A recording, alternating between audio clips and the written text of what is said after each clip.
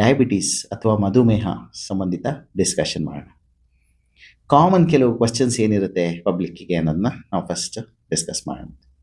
ಮೊದಲನೇದು, ಸರ್ ನನಗೆ ಯಾವಾಗ ಶುಗರ್ ಅಂತ ಗೊತ್ತಾಗುತ್ತೆ, ಗ್ಯಾರಂಟಿ ಆಗುತ್ತೆ? ಶುಗರ್ ಅಂತ ನನಗೆ ಯಾವಾಗ ಗ್ಯಾರಂಟಿ ಗೊತ್ತಾಗುತ್ತೆ?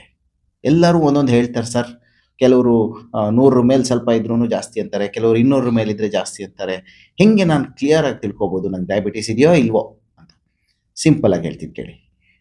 ನೀವು ಖಾಲಿ ಹೊಟ್ಟೆ 10 ರಿಂದ 12 ಗಂಟೆ ಫಾಸ್ಟಿಂಗ್ ಮಾಡಿದ್ದೀರಾ ಆಲ್ರೆಡಿ ಅಂತಿರುವಾಗ ನಿಮ್ಮ ಶುಗರ್ 100 ಮೇಲಿದ್ದು 125ರವರೆಗೂ ಇದ್ದರೆ ಅದು ಪ್ರೀ ಡಯಾಬಿಟೀಸ್. 100 ಒಳಗಡೆ ಇದ್ದರೆ ನಾರ್ಮಲ್.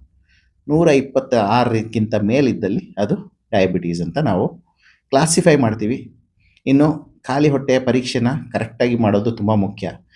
ಎದ್ದ ಕೂಡಲೇ ಮಾಡುವಂಥ ಪರೀಕ್ಷೆ ಮಾತ್ರ ಕರೆಕ್ಟಾಗಿ ರಿಸಲ್ಟ್ನ ಕ್ಯಾಪ್ಚರ್ ಮಾಡುತ್ತೆ. ಯಾಕಂದರೆ ನೀವು ಎದ್ದು ಸ್ವಲ್ಪ ಓಡಾಡಿ ವಾಕ್ ಮಾಡಿ ಎಲ್ಲ ಮಾಡಿದ್ರೆ ನಿಮ್ಮ ಲಿವರಿಂದ ಶುಗರ್ ರಿಲೀಸ್ ಆಗುತ್ತೆ. ಆವಾಗ ನಾವು ಅದನ್ನ ಕರೆಕ್ಟ್ ಫಾಸ್ಟಿಂಗ್ ಅಂತ ತಗೊಳಕ್ಕೆ ಸಾಧ್ಯ ಆಗಲ್ಲ. ಸೊ ಎದ್ದ ಕೂಡಲೇ ಮಾಡಿದ ಪರೀಕ್ಷೆ ಫಾಸ್ಟಿಂಗ್ ಪರೀಕ್ಷೆ 100ರ ಒಳಗಿದ್ದಲ್ಲಿ ನಾರ್ಮಲ್. ಇನ್ನು ಊಟದ ನಂತರ 140ರವರೆಗೂ ಊಟ ಆಗಿ 2 ಅವರ್ಸ್ ನಂತರ ಪೋಸ್ಟ್ ಪ್ರ್ಯಾಂಡಿಯಲ್ ಅಂತ ಕರಿತೀವಿ ನಾವು. ಸೊ ಅಪ್ ಟು 140 mg/ಡೆಸಿಲೀಟರ್ ಮಿಲಿಗ್ರಾಮ್ ಪರ್ ಡೆಸಿಲೀಟರ್ ಇದ್ದಲ್ಲಿ ಅದು ನಾರ್ಮಲ್ ಅಂತ ಕರಿತೀವಿ. 140 ಮೇಲಿದ್ದಲ್ಲಿ ಅದನ್ನು ಡಯಾಬಿಟೀಸ್ ಅಂತ ಕರಿತೀವಿ. ಸರ್ ನಾನು ಬಿಫೋರ್ ಫುಡ್ಡು ಆಫ್ಟರ್ ಫುಡ್ ಎಲ್ಲ ಮಾಡಿಸಿಲ್ಲ, ನಾನು ರ್ಯಾಂಡಮ್ ಮಾತ್ರ ಮಾಡಿಸಿರೋದು. ರ್ಯಾಂಡಮ್ ಯಾವುದೋ ಒಂದು ಟೈಮ್ಗೆ ಹೋಗಿ ಶುಗರ್ ಚೆಕ್ ಮಾಡಿಸಿ. ಹೀಗಿದ್ದಾಗ 200ರ ಮೇಲೆ 200 mg/ಡೆಸಿಲೀಟರ್ mg/dl ಇದ್ರ ಮೇಲಿದ್ದರೆ ನೀವು ಶುಗರ್ ಅಂತ ನಾವು ಗ್ಯಾರಂಟಿ ಹೇಳ್ಬೋದು. ಇನ್ನು ಇದೆಲ್ಲದನ್ನು ಮೀರಿಸಿ ಪಕ್ಕಾ ಇನ್ನೂ ಸ್ಟ್ರಾಂಗ್ ಬಿಗ್ ಡೇಟಾ ಅಂತ ಏನು ಕರಿತೀವಿ ನಾವು, ಅದನ್ನು ನಾವು HbA1c ಪರೀಕ್ಷೆ ಅಂತ ಕರಿತೀವಿ. HbA1c ಪರೀಕ್ಷೆಯಲ್ಲಿ ನೀವು ಅಪ್ ಟು 5.7 ಶುಗರ್ ಇದ್ದಲ್ಲಿ ನಿಮ್ಮ HbA1c 5.7 ಒಳಗಡೆ ಇತ್ತು ಅಂದರೆ ನಾವು ಅದನ್ನ ನಾರ್ಮಲ್ ರೇಂಜ್ ಅಂತ ಕರಿತೀವಿ. 5.7 ಮೇಲಿದ್ದು 6.5 6.5ನ ಇನ್ನೂ ದಾಟಿಲ್ಲ ಅಂತ ಕರೆದ್ರೆ ಈ ರೇಂಜಲ್ಲಿ 5.7 to 6.5 ಇದನ್ನು ನಾವು ಪ್ರೀ ಡಯಾಬಿಟಿಕ್ ರೇಂಜ್ ಅಂತ ಕರಿತೀವಿ. ಅಂದರೆ ನೀವು ಡಯಾಬಿಟೀಸ್ ಬಾರ್ಡರಿಗೆ ಬಂದಿದ್ದೀರಾ, ಇನ್ನೂ ನಿರ್ಲಕ್ಷ್ಯ ಮಾಡಿದ್ರೆ ಜಾಸ್ತಿ ಆಗಬಹುದು, ಶುಗರ್ ಆಗ್ಬೋದು ನಾಳೆ ಅಂತ. 6.5 ಮೇಲಿದೆ ನಿಮ್ಮ HbA1c ಅಂದರೆ ಇದು ಡಯಾಬಿಟೀಸ್ಗೆ ಕನ್ಫರ್ಮೇಟ್ರಿ. ಸೊ ಇದಿಷ್ಟು ಟೆಸ್ಟ್ಗಳನ್ನ ತಿಳ್ಕೊಂಡ್ರಿ.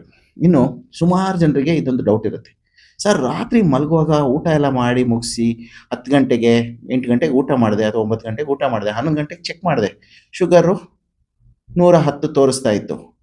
ಆಮೇಲೆ ನಾನು ಏನೂ ತಿಂದಿಲ್ಲ, ಬೆಳಗ್ಗೆ ಎದ್ದು ನೋಡ್ತೀನಿ ಶುಗರು 130 ಆಗಿದೆ. ಇದು ಹೆಂಗೆ ಸರ್ ಇದು ಜಾಸ್ತಿ ಆಗುತ್ತೆ? ರಾತ್ರಿ ಇಡೀ ಏನೂ ತಿಂದಿಲ್ಲ, ಸುಮ್ಮನೆ ಮಲ್ಕೊಂಡಿದ್ದೀವಿ, ರಾತ್ರಿ ಕಮ್ಮಿ ಇತ್ತು, ಬೆಳಗ್ಗೆ ಎದ್ದಾಗ ಇದು ಹೇಗೆ ಜಾಸ್ತಿ ಆಗುತ್ತೆ? ಇದನ್ನ ನಾವು ಡಾನ್ ಫಿನಾಮಿನಾನ್ ಅಂತ ಕರಿತೀವಿ. ಇದು ಸಹಜ. ಇದಕ್ಕೆ ಆಗೋದಕ್ಕೆ ಕಾರಣಗಳು ಹಲವಾರು ಇರುತ್ತೆ. ಲಿವರಲ್ಲಿರುವಂತಹ ಸ್ಟೋರ್ಡ್ ಗ್ಲೂಕೋಸ್ ರಿಲೀಸ್ ಆಗುತ್ತೆ ಕೆಲವರಲ್ಲಿ, ಸ್ಟ್ರೆಸ್ ಕಾರಣಗಳಿಂದನೂ ಕೆಲವೊಮ್ಮೆ ವೇರಿಯೇಷನ್ ಆಗುತ್ತೆ. ಸೊ ನಿಮ್ಮ ಫಾಸ್ಟಿಂಗ್ ಶುಗರ್ನ ನೀವು ಎದ್ದು ಕೂಡಲೇ ಮಾತ್ರ ಪರೀಕ್ಷೆ ಮಾಡಬೇಕು, ಅದನ್ನ ನೆನ್ಪಿಟ್ಕೊಳ್ಳಿ. ಶುರುವಾಗಿದೆ ಸರ್, ನಾನು ಮಾತ್ರೆ ತಗೊಳ್ಳೇಬೇಕಾ? ಇಲ್ಲ, ಖಂಡಿತ ಇಲ್ಲ. ಮಾತ್ರೆಯಿಂದ ಮಾತ್ರ ಶುಗರ್ ಕಂಟ್ರೋಲ್ ಮಾಡಬೇಕು ಅನ್ನೋದು ಹಳೆಯ ಯೋಚನೆ.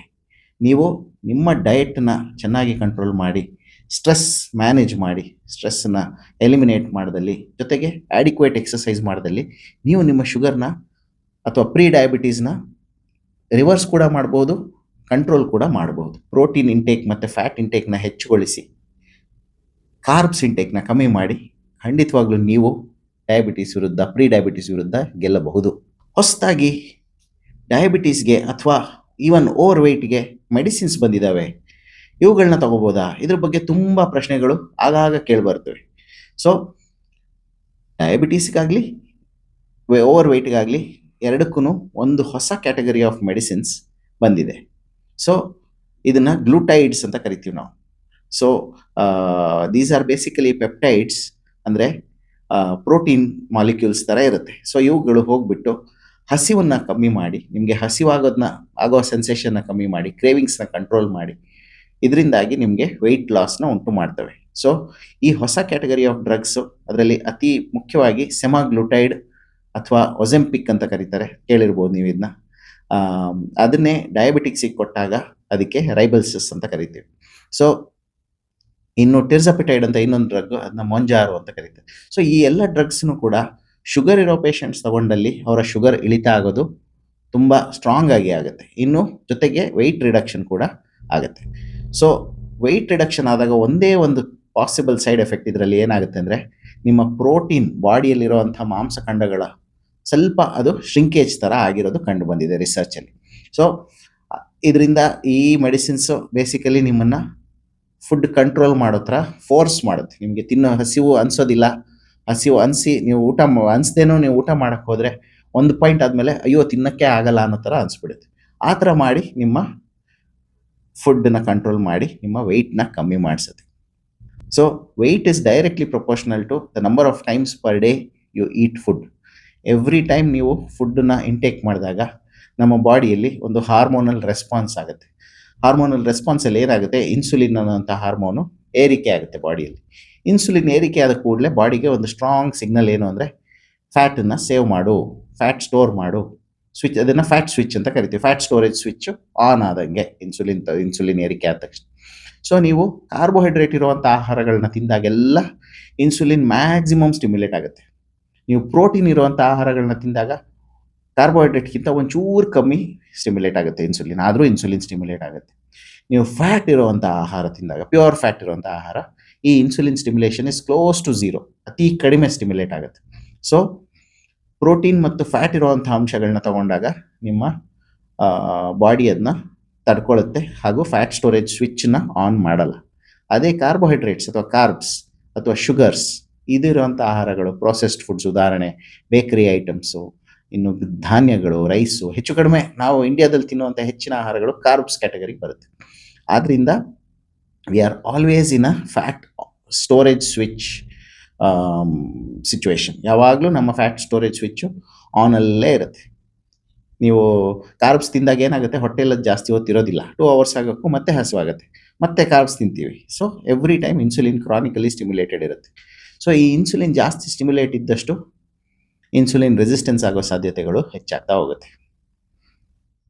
ಎರೆಕ್ಟೈಲ್ ಡಿಸ್ಫಂಕ್ಷನ್, ಪೆನಿಸ್ ಗಟ್ಟಿ ಆಗದೆ ಇರೋವಂಥ ಕಾರಣಗಳು ಏನೇನಿದೆ ಡಯಾಬಿಟೀಸ್ನಲ್ಲಿ ತಿಳ್ಕೊಳ್ಳೋಣ. ಮೊದಲನೇದಾಗಿ 2 ಕಾರಣಗಳು ಮೇಯ್ನಾಗಿ ಕಾಣಿಸುತ್ತೆ ಎರೆಕ್ಟೈಲ್ ಡಿಸ್ಫಂಕ್ಷನ್ ಆಗೋದಕ್ಕೆ. ಒಂದು, ಶಾರ್ಟ್ ಟರ್ಮಲ್ಲಿ ಅಥೆರೋಸ್ಕ್ಲಿರೋಸಿಸ್ ಅಂತ ಕರಿತೀವಿ, ಅಥವಾ ಆರ್ಟೀರಿಯಲ್ ಬ್ಲಾಕೇಜಸ್. ಸೊ ಶಿಶ್ನ ಗಟ್ಟಿ ಆಗಬೇಕಾದ್ರೆ ರಕ್ತದ ಫ್ಲೋ ಅದಕ್ಕೆ ಸರಿಯಾಗಿ ಆಗ್ತಾ ಇರಬೇಕು. ಈ ಡಯಾಬಿಟೀಸ್ನ ಅರ್ಲಿ ಸ್ಟೇಜಸ್ಸಲ್ಲಿ ರಕ್ತನಾಳಗಳಲ್ಲಿ ಬ್ಲಾಕೇಜ್ಗಳು ಉಂಟಾಗ್ತದೆ. ಇದು ಹೇಗೆ ನಿಮಗೆ ಹಾರ್ಟಲ್ಲಿ ಬ್ಲಾಕೇಜ್ ಉಂಟಾಗುತ್ತೋ ಅದೇ ಥರ ದೇಹದ ಹಲವಾರು ಭಾಗಗಳಲ್ಲಿ ಬ್ಲಾಕೇಜ್ಗಳು ಉಂಟಾಗ್ತವೆ. ಸೊ ಈ ಥರ ಬ್ಲಾಕೇಜ್ ಆದಾಗ ಏನಾಗುತ್ತೆ, ರಕ್ತದ ಸಂಚಲನ ಕಮ್ಮಿ ಆಗುತ್ತೆ. ರಕ್ತ ಸಂಚಲನ ಕಮ್ಮಿ ಆದ ಕೂಡಲೇ ಎರೆಕ್ಟೈಲ್ ಡಿಸ್ಫಂಕ್ಷನ್ ಆಗೋ ಸಾಧ್ಯತೆ ಜಾಸ್ತಿ ಇರುತ್ತೆ. ಇನ್ನು ಡಯಾಬಿಟೀಸ್ ಶುರುವಾಗಿ ಹಲವಾರು ವರ್ಷಗಳಾದಮೇಲೆ ನ್ಯೂರೋಜೆನಿಕ್ ರಿಲೇಟೆಡ್ ಕಾರಣಗಳಿಂದ, ನರ್ವ್ ರಿಲೇಟೆಡ್ ಕಾರಣಗಳಿಂದ, ಅದರಲ್ಲಿ 2 ಥರದ ನ್ಯೂರೋಪತಿ ಆಗುತ್ತೆ, ಪೆರಿಫೆರಲ್ ನ್ಯೂರೋಪತಿ ಮತ್ತು ಆಟೋನಾಮಿಕ್ ನ್ಯೂರೋಪತಿ ಅಂತ. ಆಟೋನಾಮಿಕ್ ನ್ಯೂರೋಪತಿ ಆದಾಗ ಏನಾಗುತ್ತೆ, ಸ್ಟಿಮ್ಯುಲೇಷನ್ ಆಗುವಂಥ ಹಾಗೂ ಪಿನೈಲ್ ಅಥವಾ ಎರೆಕ್ಷನ್ಗೆ ಉಂಟಾಗುವಂಥ ನರಗಳು ಏನಾಗುತ್ತೆ, ವೀಕ್ ಆಗ್ತಾ ಹೋಗುತ್ತೆ. ಇದರಿಂದ ಕೂಡ ಡಯಾಬಿಟೀಸ್ ಸುಮಾರು ವರ್ಷ ಆದಾಗ ಎರೆಕ್ಟೈಲ್ ಡಿಸ್ಫಂಕ್ಷನ್ ಆಗೋ ಸಾಧ್ಯತೆ ಇರುತ್ತೆ.